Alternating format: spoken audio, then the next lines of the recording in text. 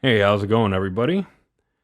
I'm going to be showing you how to get modulation oscillators, two of them, audio rate, keyboard tracked or not, available to any modulation source within Diva, and a noise source. Now, the noise source is used as a modulation source, so you can't hear the oscillators and you can't hear the noise on its own. They're used as modulation. And the way this actually works is using the LFOs. What we're going to do is we're going to actually take LFO1 and LFO2, or just one or the other, however you want, and we're going to turn them to fully audio rate. And then once we turn them to fully audio rate, we can use that as a stable oscillator or a noise source modulator, or we can implement keyboard tracking. And we can even implement fully accurate keyboard tracking across the keyboard, or more or less keyboard tracking, like over tracking or under tracking. And this gives you a lot of different interesting possibilities.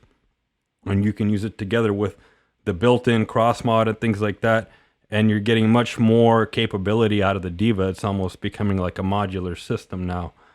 So it's really good, really useful. So I'll show you how to do this real quick.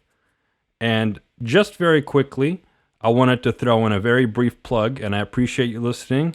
I got some preset packs on my website, lots of really great presets for different synthesizers, and I just released one for Diva, and it's the best remake for any software, for any VST, most accurate with exact chorus settings and everything of the hardware of the Juno 60 and Juno 106. And their factory sound bank, and it's better than any other plugins emulation you will hear out there. I guarantee it. So check it out. All the links are below. Now, thanks for listening to my little plug here. We're going to go straight into this. So what we're going to do is we're going to use the LFOs. All right. So let's just play around with this real quick. We'll go to VCO2.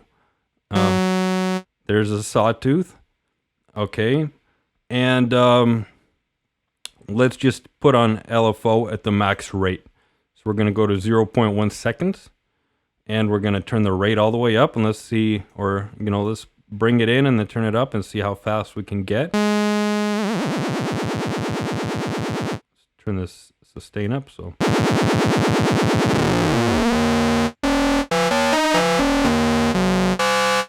See, we're kind of approaching some audio rate, but I'm going to show you get full into audio rate. Okay, so the way to do this is using this rate mod. And there's something you can put in here for the rate mod in order to increase the rate far beyond this capability. And what you want to do is put essentially like a full 100% value. I'll show you the main primary way that I do it. So we're going to go to modifications right here. And when there's a thing called alternate. Alternate basically just goes up and down, like to 100%. So when you rectify, it means you cut off the bottom. So now you only have from 0 up to 100%. Okay, so when you go to rate mod here, you put in your rectify. This basically gives you this, whatever you did here, into your rate mod. And let's just turn that all the way up. And now let's find out how it's working out. So go here. It's already way faster. Let's turn it all the way down. There, way fully audio rate.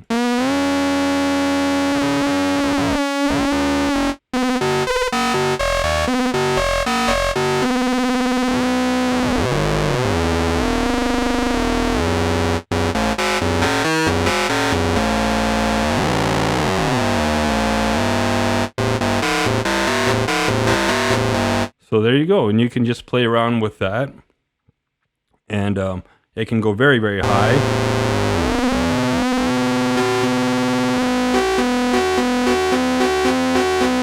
Very high using that method. Now, you can use that for your filter.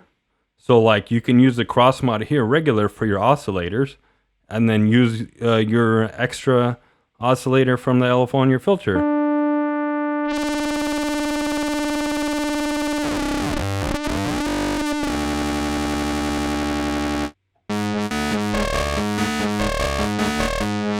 right, so just play around with that. You just get like FM sounds. And then there's a way to make this track the keyboard. So you want to get it to track the keyboard. All you're going to do is go here, rectify alternate, and you're going to multiply your rectify. So what you've created here by the key follow, which is your keyboard tracking. Okay. Now you could just immediately put this into here. So now you added whatever you put in this multiply to your rate mod. And this gives you a ratio of everything times the keyboard. So you get octaves basically and all the correct ratios across the keys. Let's go back.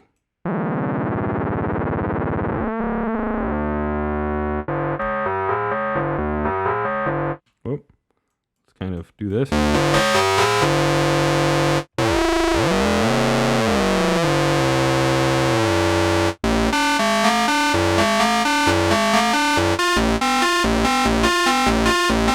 So you get somewhat easier to use effects when you have it tracked with the keyboard. Now the thing is, when you go to full rate mod, here, this is already sounding real good. And the less you turn this down, the less it tracks the keyboard. All right. If you want to get it to full keyboard tracking, what you want to do is take this exact ratio, this exact keyboard octaves and everything like that, and you keep the ratio, but you just double it up. So the way to do that is to stack them on top of each other. So you go to add, and you add multiply plus multiply. So now you just get this and stack twice as high. So now you go to here, add. And the way that I've tested this out, and the precise keyboard tracking range is when you go here, you can hold down shift while you're moving things to carefully move them. And you can let shift go actually as you're moving it. That's an easy tip to free up your hand. And you can dial it in. So when you go to 2.66, okay, for your value, exactly 2.66, that's just about perfect keyboard tracking. And I've already dialed in a little template just to save us time. It's like a proof of concept. It's going to show you how. Basically, you go to FM proof of concept. This has got all that rectify, key follow, multiply, add 2.66. And when you dial in the exact rate so that your FM is like the same frequency as your oscillator, then you're getting basically a very identical sound. Like, see, there you go. So like, watch.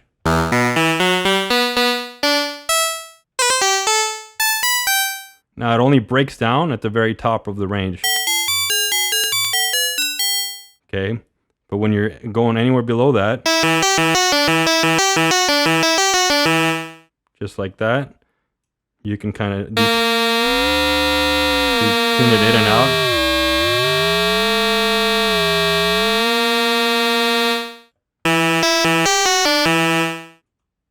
See, it's perfect keyboard tracking. So if you want it to go above the keyboard tracking, then you go above 2.66. You can over track it, you know, up to whatever the maximum 5 is. That's about almost double.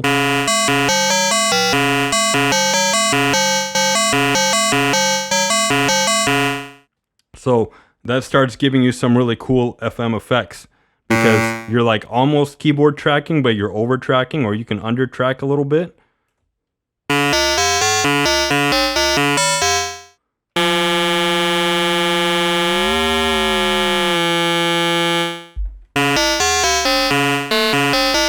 You can turn it like halfway. So there you go. So about 2.66, not about, that is the number, 2.66, and you get perfect keyboard tracking. And there's a lot of cool patches you can make with that. Like I made a few here with just full keyboard tracking, and applying some FM modulation to an oscillator.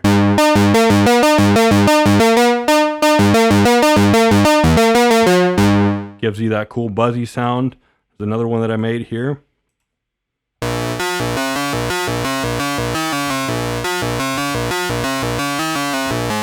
Now the cool thing about this is, again, you have flexible keyboard tracking and you get an extra oscillator, and you still have your regular cross mod here. And you can do this to both LFOs. So you get basically 3 modulation oscillators that you can use anywhere, to your filter, to your oscillator, and combine the different sources together, and it can get real crazy with FM. Now the thing to keep in mind here, when you're using this, it goes up to about, I've kind of done some testing, about like the 8, like the middle octave or so. When you're doing full keyboard tracking, the rate, it kind of like goes like, basically when you're doing like transposition of octaves, you're getting somewhere around the mid range. You can't like do full keyboard tracking at like the highest rates of octaves and then track a lower oscillator. Although you could play around with like transposing your keys, like put this up to like, let's see how high it can go. And now you can,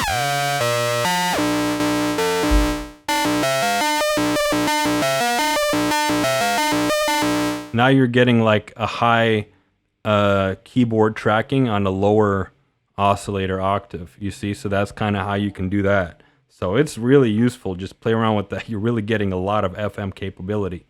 Now, the last thing I was going to show you is the extra noise source. All right. And let's just go back to the Jupiter 6 template. And I'll show you how to use this as a noise source. Very simple. Basically, you go to Modifications, Rectify, Alternate again. Here we go. And then you turn this to 0.1, which is the fastest rate. And you don't want it synced because that's going to affect your rates when you start playing with BPMs. And you don't want that. You want a free rate, 0.1 seconds.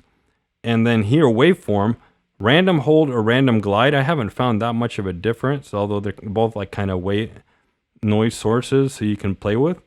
So let's go to here. Let's go to random hold. This is like a sample and hold thing. And you go to here, rectify. Turn the rate mod all the way up. And let's play around with VCO2 like a square wave. And apply a little bit of this LFO2 to it.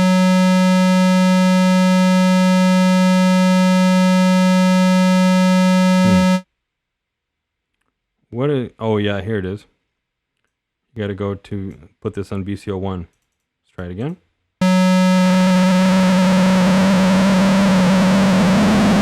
So it gives you noise. You see what I'm saying? And this is really useful because let's say you wanted to put this instead on oscillator 2. Okay, like this. Now you got some noise kind of in your sound, and you can play with the rate to get a different color. This is like a cool sync sound, like a drain. All right, and you can play around with the kind of noise color with that and hold and glide. So let's say you go there and you can apply that, and now you have your second oscillator here free. You don't have to use the noise. And keep in mind, this can be used on any of the oscillators.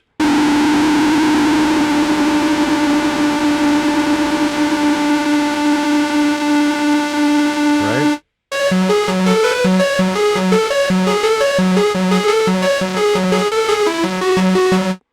Really cool. It depends on the oscillator you choose, exactly how it sounds. Like this one, for example. You get the MS-20 oscillator, and like, let's say you want to use up both oscillators, like 2 sawtooths, right? Detuned. But you want some noise. You don't have any noise anymore. You lost your noise. You can bring in a little bit. Now this is a little different sounding than just using regular noise, but it gives you a little bit of a noise effect. Okay.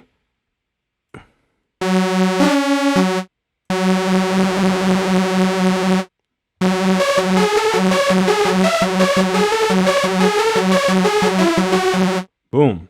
Right? There we go. Now we still have this slot up here. So if we wanted to, we could go run our like FM oscillator there. So go to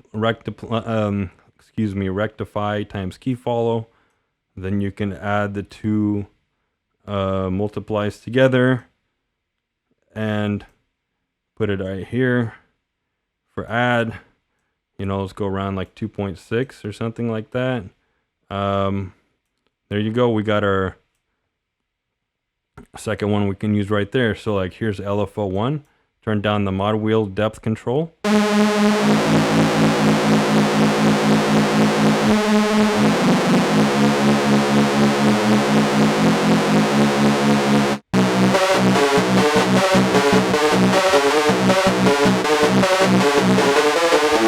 There you go. So check that out. A lot of that stuff sounds real cool. You start putting it through some chorus delay effects.